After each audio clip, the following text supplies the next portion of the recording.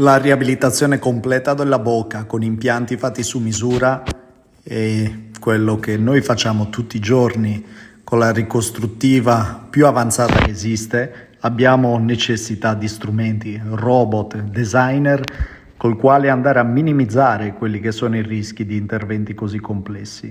Grazie all'intelligenza artificiale riusciamo a riprodurre quelli che sono i movimenti che dovranno avvenire nella bocca del paziente ancora prima che questi si realizzino in fisico. Progettiamo le forme dei denti come dovrebbero essere in accordo con le forme del viso del paziente e anche dei movimenti masticatori.